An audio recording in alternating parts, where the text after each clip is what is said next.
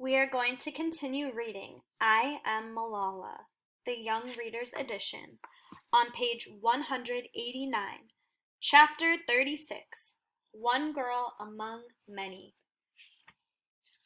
On my 16th birthday, I was given the most extraordinary gift. I was invited to speak to the United Nations. It was the first of 2 trips I would make to New York that year. 400 people would be in attendance. High-ranking officials from all over the world, such as Ban Ki-moon, the Secretary General of the United Nations, and Gordon Brown, the former UK Prime Minister, as well as ordinary children like me. It would be a far cry from the solemn and fearful birthdays I had spent in Pakistan not long ago. My whole family traveled to New York. We saw Annie on Broadway, and we stayed in a hotel where they bring pizza to your room on a silver tray. I liked the hustle and bustle of New York compared with sleepy Birmingham, and I felt as if the city were my old friend after seeing it on Ugly Betty. Many people in Pakistan have been told that the United States is a dark and godless place, but everyone I met there was quite nice. I couldn't wait to tell Moniba. America is a very nice place, but it was just as loud and crowded as other cities I've seen, with its honking horns and people rushing here and there. It's like a developed Karachi. During my second trip, I met one of my favorite people in the United States, a man named Jon Stewart, who invited me to his TV show to talk about my first book and the Malala Fund. He took my campaign very seriously, but he also made funny faces and asked if he could adopt me. I also met the real Ugly Betty, America Ferrera, who is very pretty, and even President Barack Obama and his family. I was respectful, I believe, but I told him I did not like his drone strikes on Pakistan, that when they killed one bad person, innocent people are killed too, and terrorism spreads more. I also told him that if America spent less money on weapons and war and more on education, the world would be a better place. If God has given you a voice, I decided, you must use it, even if it is to disagree with the President of the United States. The day of the UN speech, I was excited. I'd had amazing experiences and met amazing people. I'd even meet the Queen of England and Prince Harry and David Beckham one day. But I was still me, a girl who likes to crack her knuckles as loud as she can and draws pictures to explain things.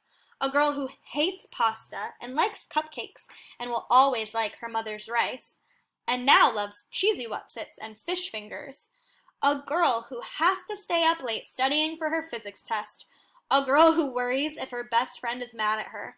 A girl like any other. Was it really possible that I was going to address the United Nations? How my world had changed. I dressed slowly that morning, putting on my favorite pink shalwar kameez and one of Benazir Bhutto's scarves. I had not written my speech with only the delegates in mind. I wrote it for every person around the world who could take courage from my words and stand up for his or her rights. I don't want to be thought of as the girl who was shot by the Taliban, but as the girl who fought for education, the girl who stands up for peace, with knowledge as her weapon. I said in my speech, Dear brothers and sisters, do remember one thing. Malala Day is not my day.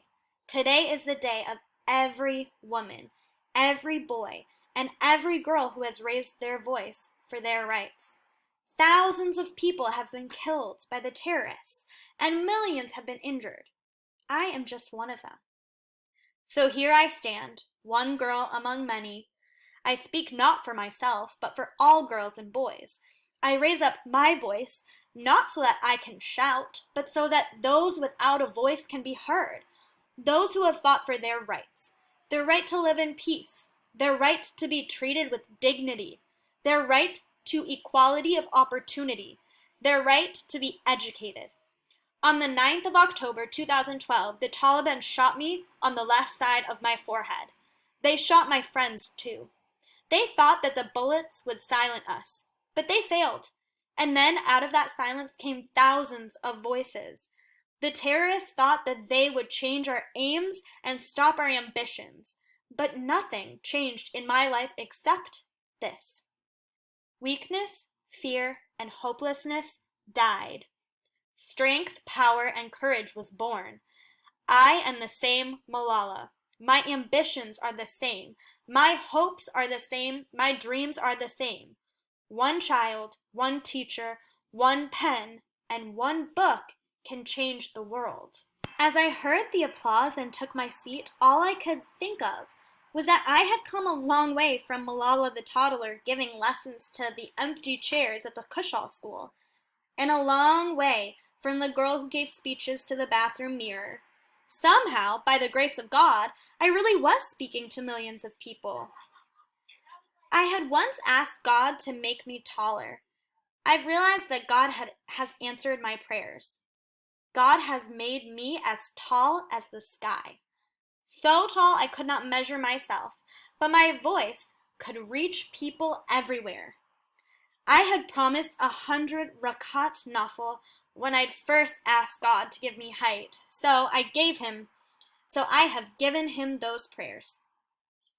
But I know that with the immeasurable height, God has also given me a responsibility and a gift. The responsibility to make the world a more peaceful place, which I carry with me every moment of every day, and the gift to be able to do so. Peace in every home, every street, every village, every country. This is my dream. Education for every boy and every girl in the world. To sit down on a chair and read my books with all my friends at school is my right. To see each and every human being with a smile of true happiness is my wish. I am Malala. My world has changed, but I have not.